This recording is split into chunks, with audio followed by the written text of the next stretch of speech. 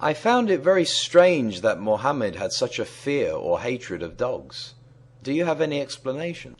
Although over 200 verses in the Quran deal with animals and 6 surahs, chapters of the Quran, are named after animals, animal life is not a predominant theme in the Quran, as they are usually perceived in relation to humans. The majority of both Sunni and Shia Muslim jurists consider dogs to be ritually unclean, though jurists from the Sunni Maliki school disagree. According to Sunni tradition, Muhammad didn't like dogs, and most practicing Muhammadans do not have dogs as pets. It is said that angels do not enter a house which contains a dog. Though dogs are not allowed for pets, they are allowed to be kept if used for work, such as guarding your house or farm, or when used for hunting purposes. According to several hadiths, Muhammad considered black dogs as evil or even devils in animal form. In both Sunni and Shia accounts, Muhammad is said to have conversed nonchalantly with camels, birds, and other species of animals. Of course, these miraculous conversations are not mentioned in the Quran, because in reality they were concocted over a period of 300 years after his death to give Muhammad the same supernatural qualities as King Solomon, who talked to animals as mentioned in the Quran, Surah An-Naml 28.18. Muhammad's hatred of dogs in general and black ones in particular may be attributed to a nasty encounter or experience during his childhood.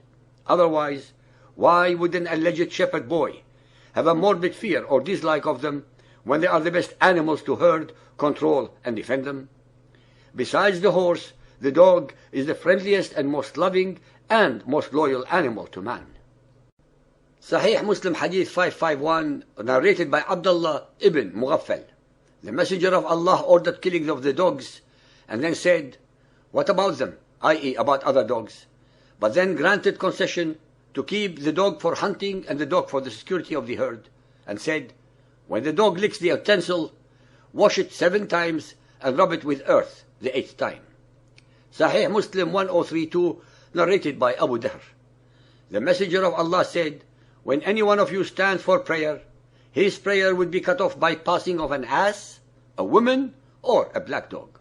I said, "O Abu Dahr, what feature is there in a black dog which distinguishes it from the red dog and the yellow dog?" He said, "O son of my brother, I asked the Messenger of Allah as you are asking me, and he said, the black dog is a devil." The greatest and most intelligent of all prophets recognized the devil in black dogs. It takes a Satan to recognize another Satan. Sahih Muslim 3814, narrated by Abdullah ibn Mughaffal. Allah Messenger ordered the killing of dogs and then said, "What is the trouble with them, the people of Medina? How dogs are nuisance to them, the citizens of Medina?" He then permitted keeping of dogs for hunting and the protection of herds. Muhammad willy-nilly made decisions of great importance, changed his mind, and rescinded earlier ones, just as Allah was doing with his abrogating and abrogated verses. Our listeners should not be surprised, since they should know by now that Muhammad, Gabriel, Allah, and Satan are one and the same character. Muhammad himself, while the others are his puppets in disguise. Sahih Muslim 5248, narrated by Maymuna. One morning, Allah's Messenger was silent with grief. Maymuna said, "Allah's Messenger, I find a change in your mood today." Allah's Messenger said, "Gabriel had promised me that he would meet me last night, but he did not meet me. By Allah, he never broke his promises." And Allah's Messenger spent the day in this sad mood. Then it occurred to him that there had been a puppy under his cot. He gave an order, and it was turned out. He then took some water in his hand and sprinkled it on the place. When it was evening, Gabriel met him, and he said to him, "You promised me that you would meet me the previous night." He said, "Yes, but we do not enter a house in which there is a dog or a picture." So the very next morning, he commanded the dogs to be killed. He announced that the dog kept for the orchards should also be killed. But he spared the dog used for the protection of extensive fields or big gardens. It is on such incredible stupidities and mendacities do the followers of Muhammad hang their logic and intellect. That is why most Muhammadans do not own dogs as pets and actually shrink from them. Al-Tirmidhi 4102 and Sunan Abu Dawud Hadith 2839, narrated by Abdullah ibn Mughaffal. The Prophet said, "Were dogs not a species of creature, I should command that they all be killed, but kill every pure black one." Sunan Abu Dawud 2840, narrated by Jabir ibn Abdullah.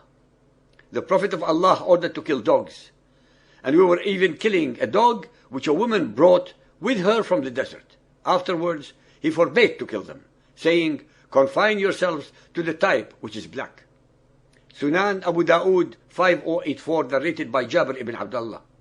The Prophet said, "When you hear the barking of dogs and the braying of asses at night, seek refuge in Allah, for they see which you do not see." That is, they see the devil. Sahih Bukhari 1.493, narrated by Aisha. The things which annul prayer were mentioned before me, and those were a dog, a donkey, and a woman. I said, "You have compared us women to donkeys and dogs." Sahih Bukhari 1.498, narrated by Aisha. It is not good that you people have made us women equal to dogs and donkeys. No doubt, I saw Allah's apostle praying while I used to lie between him and the Qibla, and when he wanted to prostrate, I pushed my legs and I withdrew them.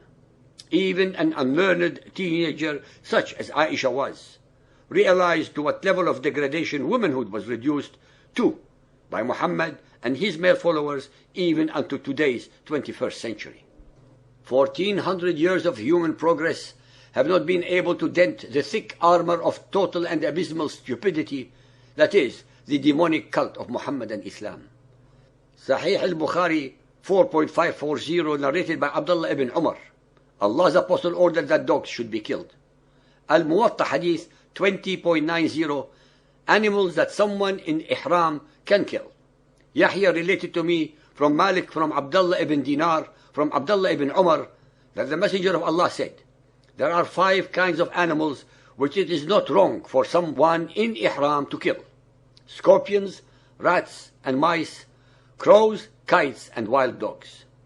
Only by studying Muhammad himself, and hence his psychological profile, can one understand his hatreds, anger, jealousy, pomposity, mendacity, and other unsavory characteristics of his. They are all caused by his pathological narcissism. Muhammad hated all creatures, human or animal, that exhibit happiness, joy, fidelity, love, affection, and loyalty. These are the very attributes of dogs. As we all know by now, he was lacking in all these characteristics. So do his cloned believing followers, the joyless, hate-mongering living dead. That is exactly why fundamentalist Muhammadan Muslims have no dogs as pets, as well as show exactly the same depraved lack of compassion or mercy towards any and all humans who do not follow their creed.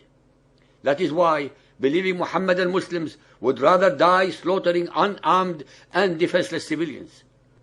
The so-called unbelieving kuffar, for the sake of Allah, fi sabilillah, in expectation of eternal sensual and sexual pleasures in Muhammad's whorehouse version of paradise, than enjoying life on earth.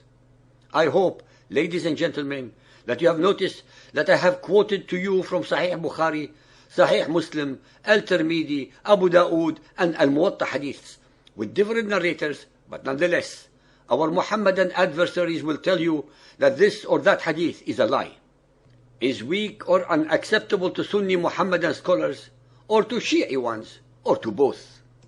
As you have also found out by now, from their comments, their videos, and their arguments with you, that they must remain in a permanent state of denial, otherwise they would have to throw away the shackles of their cult belief system or apostatize. I'm sure that by now, you and you alone have the knowledge and the right to determine the veracity or lack thereof in our chapters.